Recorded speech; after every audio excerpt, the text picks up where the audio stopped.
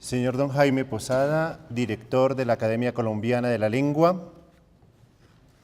Doctor Obdurio Velázquez, rector de la Universidad de La Sabana. Doctor Rodrigo Llorente, subdirector de la Academia Colombiana. Doctor Francisco Solé, presidente de la Junta Directiva del Grupo Planeta. Señor agregado cultural de la Embajada de España. Doctor Edilberto Cruz Espejo, secretario de la Academia Colombiana.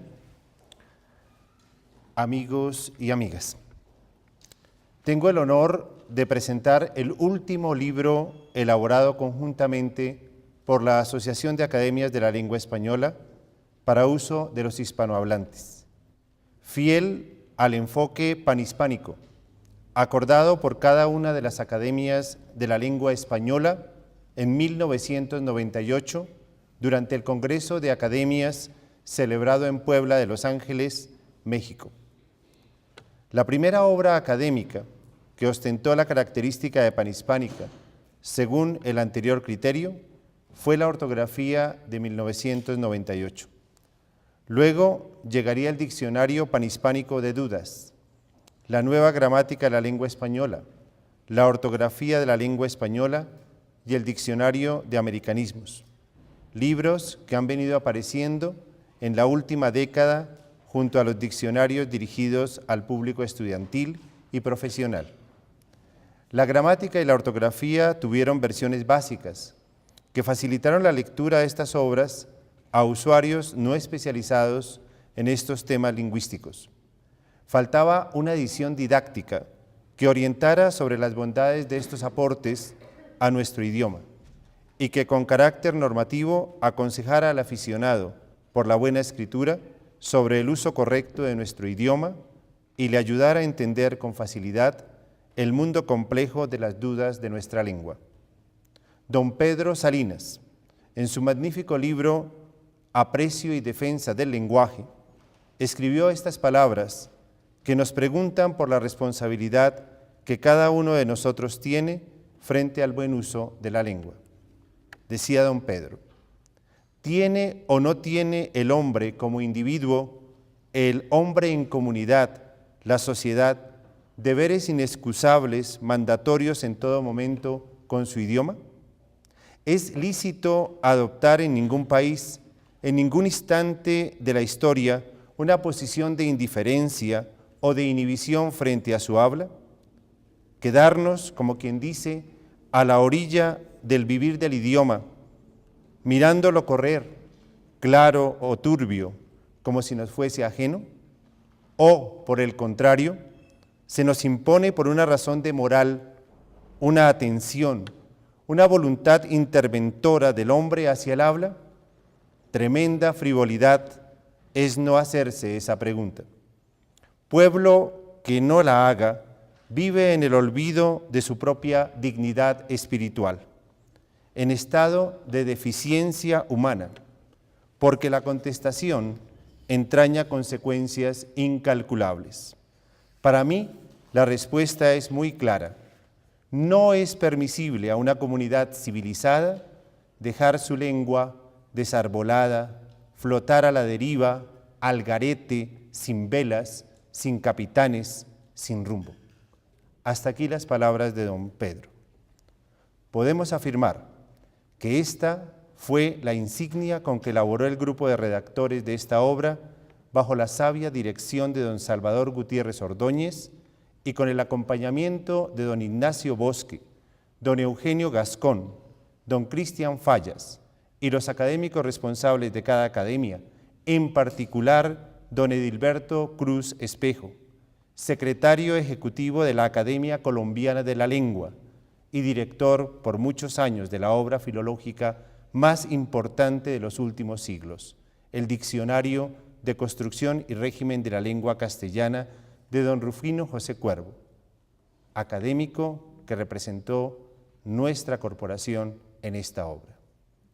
Sin esta pléyade de investigadores y redactores de excepción, no podría haberse logrado una obra tan espléndida como este buen uso del español.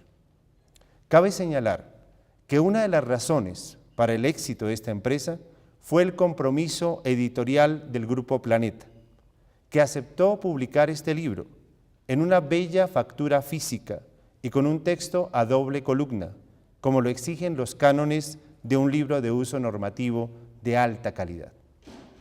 Quienes tuvimos el honor de participar en la redacción de la nueva gramática de la lengua española, del Diccionario Panhispánico de Dudas o de la ortografía, somos testigos del ingente esfuerzo físico y espiritual que exige la selección de entradas en un documento de ilustración idiomática propio de las obras antes citadas. Otro trabajo, no menor, radica en que una vez publicadas estas obras eruditas, se debe cumplir con la tarea ímproba de divulgar y acercar al gran público sus contenidos y sus valores. En el prólogo de la obra que hoy presentamos se nos advierte: la norma, como el aire, se halla presente en todos los instantes de nuestra vida. Es un maestro de ceremonias virtual que va guiando la forma y la enjundia de todas nuestras actividades, de nuestras relaciones, de nuestras aficiones e incluso de nuestros sueños. No siempre la sabemos definir y muchas veces ignoramos de dónde nos llega, pero se ha instalado en nosotros mismos como un monitor donde ese maestro de ceremonias diferencia entre dos tintas, lo bueno de lo malo, lo bello de lo feo, lo justo de lo injusto, lo verdadero de lo falso. Estos valores sobre los que se fundamentan las ciencias humanas de la tradición, ética, estética, derecho y lógica, se han convertido en arquetipos mentales que ordenan nuestra forma de conocer y razonar. Hasta aquí la cita. Adquiere este libro, por ello, un lugar especial junto al Diccionario Panhispánico de Dudas y a la ortografía como obras normativas de la lengua española por excelencia, lo que no quiere decir que sea una obra impuesta desde las academias a sus lectores como un código legal sancionatorio, sino que muy al contrario, se reconoce en sus páginas la sensatez, el carácter razonado y la explicación clara de cada una de las facetas múltiples de la norma gramatical y de la norma ortográfica, dejando para el Diccionario General, que aparecerá en nueva edición en octubre, la norma léxica. El buen uso del español está organizado en 224 bloques temáticos, autónomos y de lectura didáctica independiente, estructura que permite al usuario leerlo según sus intereses y necesidades específicas, según el tema que quiera consultar, y ya sea el uso correcto de los signos de puntuación, el adecuado uso de las mayúsculas, la grafía de los neologismos, la valoración de los matices de la derivación apreciativa, el uso particular de las construcciones comparativas, el reconocimiento de los tipos de cuantificadores, el régimen de las preposiciones, el valor de los tiempos verbales, la coherencia de la coordinación y la concordancia, hasta llegar a comprender la intención de las oraciones impersonales o de las locuciones con valor consecutivo, condicional y concesivo, entre otros temas presentes en este libro. Se acompaña esta oferta temática tan completa con apéndices verdaderamente muy útiles sobre la conjugación verbal española, junto a un capítulo especial sobre el tema de los gentilicios y su correcta formación morfológica. Este libro es fiel al ideal panhispánico, aspecto particularmente señalado en el prólogo de este mismo documento. Cito: la investigación académica abandonó hace ya tiempo la vetusta idea de la norma única. La razón es simple. La percepción de los usos correctos varía no solo de acuerdo con el tiempo, sino también en paralelismo con otros parámetros como la distribución geográfica, los niveles de lengua, las situaciones, los géneros discursivos, etc. Hasta aquí la cita. Don Manuel Seco, en su Diccionario de Dudas y Dificultades de la Lengua Española, libro preliminar y fundante de estos esfuerzos, nos llamaba en su advertencia preliminar a tener conciencia plena del inmenso valor que encierra la corrección idiomática. Decía don Manuel: las personas que ajustan su decir, hablado o escrito, al ejemplo de los buenos escritores de su época o la norma de los buenos gramáticos, se dice que hablan o escriben bien. El lenguaje correcto goza de su consideración social sobre la que no es necesario insistir aquí. No cabe duda de que la corrección en el lenguaje es un adorno, un factor de distinción en la persona que lo posea. Pero no es precisamente esto lo que uno debe buscar cuando trata de depurar su expresión lingüística. Hablar bien no es lo mismo que ir bien peinado o llevar los zapatos relucientes.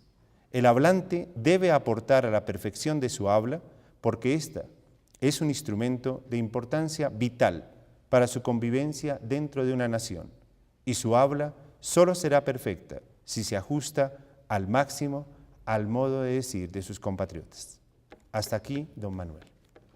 De igual forma, y en tono análogo al del maestro Seco, el Diccionario Panhispánico de Dudas aportaba una definición de norma que aclaraba las propiedades de la norma y su finalidad en el correcto funcionamiento de nuestra lengua.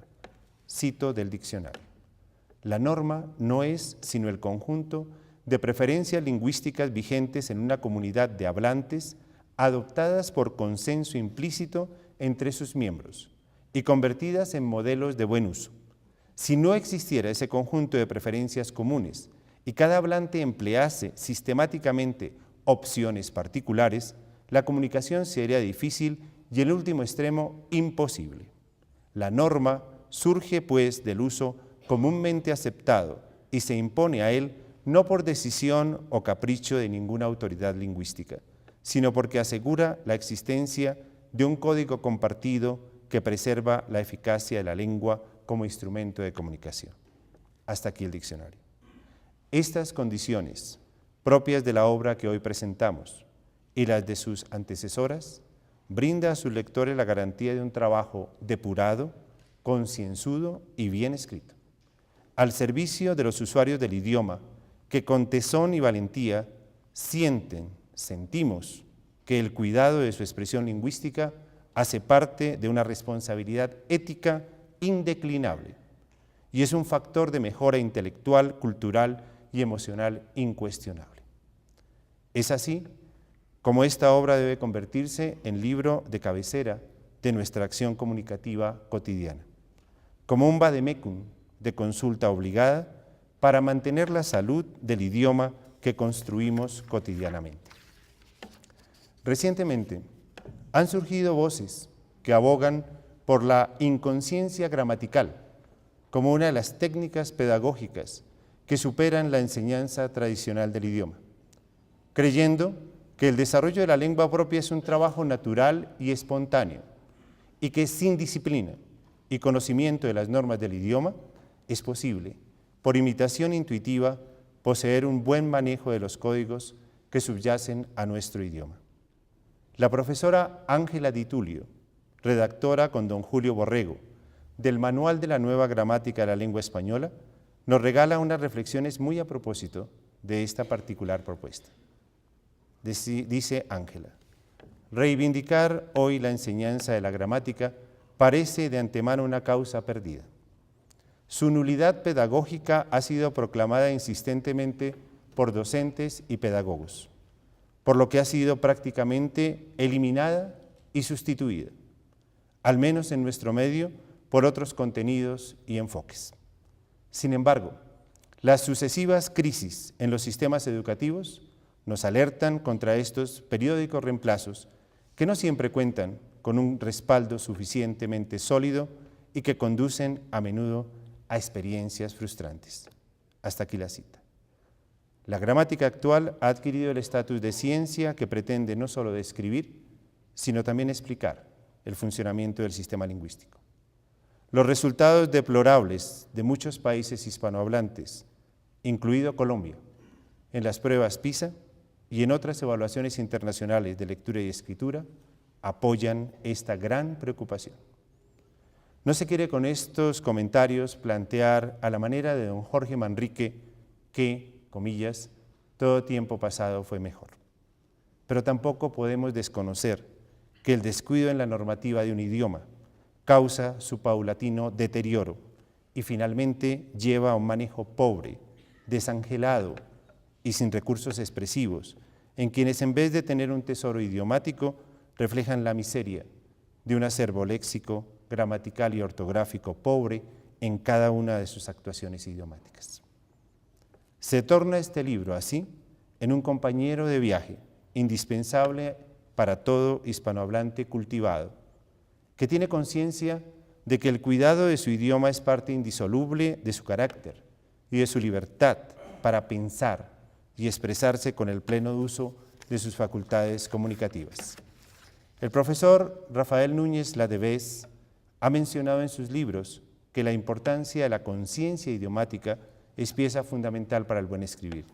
Él ha dicho, escribir como hablar es una técnica, pero la técnica escrita se distingue de la oral en que ésta se adquiere espontánea y naturalmente, como se aprende a andar, sin necesidad de que nadie tenga que enseñarla de modo reflexivo, mientras que aquella necesita de un aprendizaje específico y consciente. Al contrario de lo que ocurre con el habla, la escritura requiere de una tarea de aprendizaje analítico. Este aprendizaje específico y consciente de la norma es la finalidad principal del libro del buen uso de español. Quiero hacer mención especial en este momento a la compañía de nuestro secretario general de las Academias de la Lengua, quien con su magisterio, su pensamiento, su inteligencia, nos ha sabido formar a quienes hemos abrevado en sus libros y sobre todo en su capacidad tenaz de luchar por esta lengua española, un factor muy importante que hemos tenido siempre en cuenta. Culmino esta presentación con las palabras inmortales del príncipe de la filología en Colombia y miembro cofundador de la Academia Colombiana de la Lengua, don Rufino José Cuervo, quien en el prólogo de la primera edición de las apuntaciones críticas al lenguaje bogotano defendía, con razones similares a las del libro que hoy presentamos, la atención y el cuidado de nuestra lengua nativa. Decía en este texto don Rufino, la patria, para el que no ha visto más que su aldea, ni ha oído hablar de comarcas situadas fuera del horizonte que alcanza a divisar, no representa más que una corta parentela, un reducido círculo de conocidos apegados al terruño. A medida que la cultura crece, los límites se ensanchan, el corazón se abre a nuevas aspiraciones, y cuando las letras y las ciencias han fecundado cumplidamente su espíritu, ya la patria no cabe en las demarcaciones caprichosas de la nacionalidad. Porque la manera que nuestro corazón se siente ligado al suelo, donde nacimos por los afectos que en el hogar despertó la voz maternal, así también la razón, hermana gemela de la lengua nativa y compañera suya casi inseparable, mira como propio cuanto le llega bajo los signos conocidos de su infancia. De suerte que por un sentimiento instintivo somos, en cierto modo, compatricios de cuantos hablan nuestra misma lengua. Y es la literatura, vaciada en ella, el alimento en que más de grado se apacienta nuestro espíritu. Por eso, mejor que dentro de los ficticios linderos, se agrupan las inteligencias en torno de nombres como los de Cervantes, de Shakespeare y de Goethe. De aquí la conveniencia de conservar en su integridad la lengua castellana, medio providencial de comunicación entre millones de hablantes que la hablan, de hombres que la hablan en España y en América. Hasta aquí el maestro Cuervo. Queda así una tarea permanente para los lectores del buen uso del español, ser modelos y embajadores de nuestra lengua y contribuir a difundir a propios y extraños un lema capital centrado en que el buen uso del idioma es siempre compañía permanente del desarrollo y crecimiento del espíritu, la sensibilidad, la inteligencia y por sobre todo la libertad. Muchas gracias.